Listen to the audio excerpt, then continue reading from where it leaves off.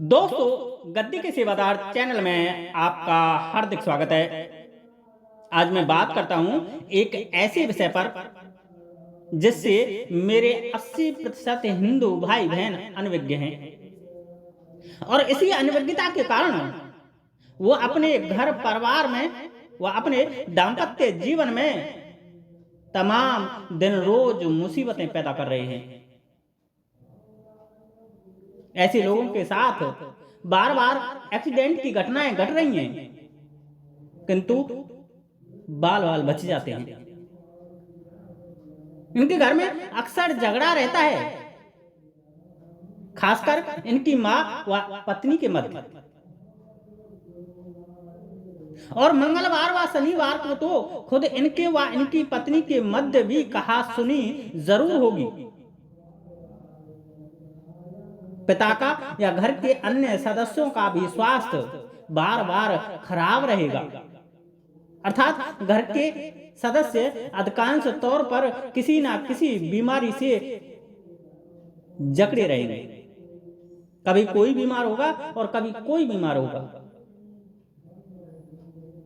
लेकिन सबसे आश्चर्यजनक बात यह है कि इनका खुद का स्वास्थ्य खराब नहीं रहेगा, ये बीमार नहीं होंगे। इनके साथ तो बस एक्सीडेंट की घटना घटेगी, किसी से हाथापाई लड़ाई झगड़े की संभावना ज्यादा बनी रहेगी। और इन सब के पीछे का कारण दोस्तों, इनके द्वारा हनुमान जी की पूजा पाठ व्रत अनुष्ठान करना है शादी के बाद। जब से इनकी शादी हुई है तब से ये लोग मेरे द्वारा बताई इन बातों पर गौर करके जरूर देख लें। मेरे द्वारा बताई जो घटना है इनके साथ जरूर घट रही होंगी।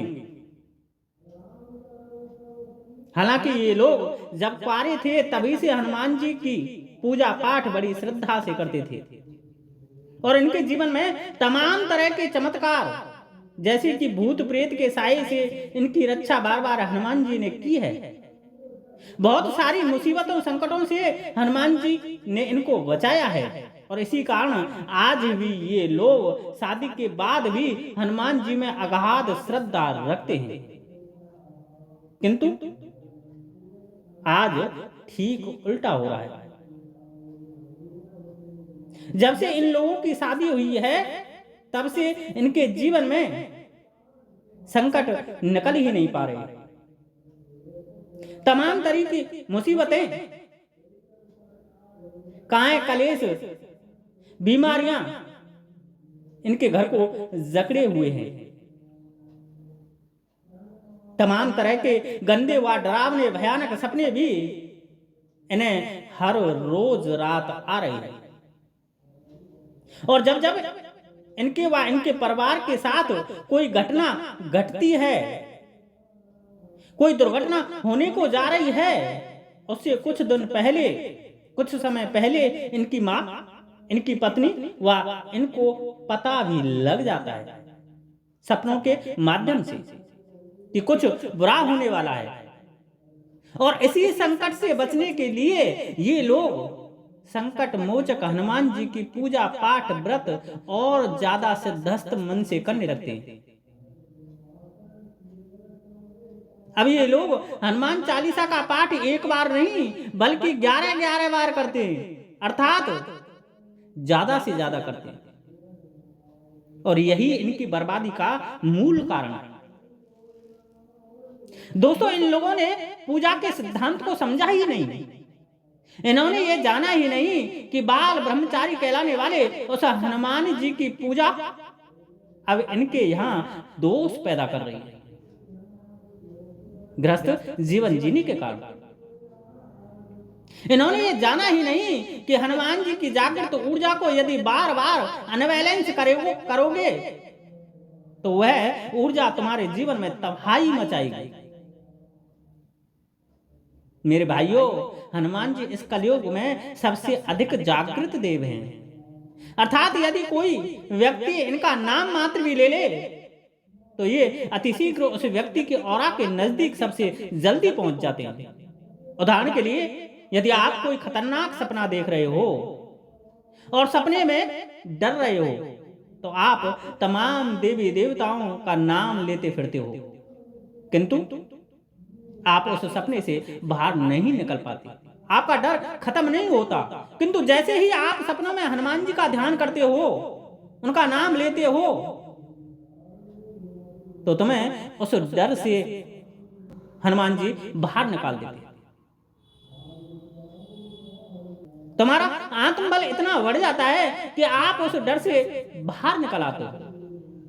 आपका सपना टूट जाता है, और जब आपका सपना टूटता है तब जाकर आपकी सांस में सांस आती है। अब यहां यही तो सिद्ध हुआ कि हनुमान जी की शक्ति सबसे तीक्ष्ण तरीके से कार्य करती है और जीती जागती शक्ति है, अतुलित बलशाली शक्ति है। और ऐसी शक्ति को संभालने के लिए व्यक्ति को उस शक्ति के समरूप होना होगा। उस शक्ति की ऊर्जा को संभालने के लिए उस शक्ति की तरह बलवान व ऊर्जावान होना पड़ेगा। और दोस्तों, बल बनता है वीर्य से, वीर्य को रोकने से, अपने तेज को रक्षित करने से। लेकिन शादी के बाद हम पत्नी के साथ गृहस्थ जीवन जीते हैं और उसमें दिन रात हम अपने वीर्य का क्षरण कर रहे होते हैं, जिसके कारण हमारा तेज नष्ट होता है, बल कमजोर होता है। और जब हम कमजोर होते हैं तो हनुमान जी जैसी अतुलित बलशाली शक्ति को संभाल ही नहीं सकते। इनकी पूजा हमारे जीवन में दोष पैदा करेगी और उसी दोष के कारण तुम बर्बाद होते जा रहे हो। तमाम तरह के साइड इफेक्ट तुम्हारे जीवन में इस पूजा के करने से होंगे ही होंगे। ये ठीक वैसे ही है जैसे कि 250 mg की गोली की जगह तुमने 500 mg की गोली किसी बच्चे को दे दी। अब जो इस गोली से शरीर के अंदर गर्मी बनेगी, वह उस बच्चे के अंदर बेचैनी, घबराहट, हार्ट, लीवर व तमाम आंतरिक व बाहरी अंगों पर गलत असर डालेगी और जानलेवा भी हो सकती है। दोस्तों, यहां करना तो ये चाहिए था कि उस बच्चे को गोली 250 mg की जगह और कम की दे देती, उसको ज्यादा की नहीं देनी चाहिए थी। उसके शरीर व उम्र के मुताबिक ही उसको डोज देनी चाहिए थी, जो उसका शरीर उसको कैपेबल कर पाता। लेकिन हमने उल्टा कर दिया, उसको ज्यादा दे दी और यही उसकी परेशानी का कारण बना। अब ठीक वैसा ही आप लोग करते हो। आपको शादी के बाद हनुमान जी की पूजा कम करनी चाहिए थी, क्योंकि गृहस्थ जीवन जीने से आपका तेज, आपका वीर नष्ट हुआ, जिसके कारण आपकी ताकत नष्ट हुई। अब आपके शरीर में उस बल को ग्रहण करने की, उस ऊर्जा को सहन करने की शक्ति पहले की अपेक्षा बहुत कम हो गई है और दिन रात हो रही है। और जब कम हो रही है तो तुम हनुमान जी की बनने वाली उस मंत्र ऊर्जा को, जो तुम अब ज्यादा कर रहे हो, उसको कैसे कवर करोगे, उसे कैसे संतुलित करोगे, उसे कैसे अंकुश करोगे? आपको करनी कम थी लेकिन ज्यादा कर रहे हो, जिसके कारण हनुमान जी की शक्ति की ऊर्जा ज्यादा बन रही है और वही ऊर्जा तुम्हारे जीवन में अनियंत्रित होकर के तमाम तरह की परेशानी पैदा करेगी। यही एक कारण है दोस्तों कि शादी के बाद हनुमान जी की पूजा आपको बर्बाद कर रही होती है, अनियंत्रित होने के कारण। शादी के बाद हनुमान जी की ज्यादा पूजा पाठ व्रत अनुष्ठान आपके जीवन व गृहस्थ जीवन को बर्बाद कर देगा यदि आप इसके अंकुश मंत्र का जाप नहीं करोगे।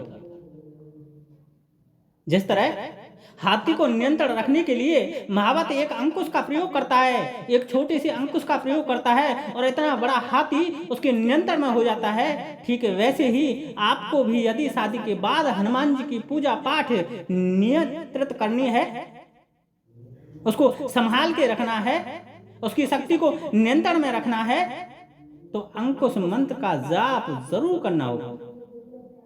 लेकिन बात आती है कि आखिर वह अंकुश मंत्र है कौन सा, जिसके जाप से हमारे संकटों का निवारण करने वाले भगवान संकट मोचक हनुमान जी फिर से हमारे सहायक होंगे और हमारे जीवन में पहले की भांति तमाम तरह के संकटों का निवारण करेंगे।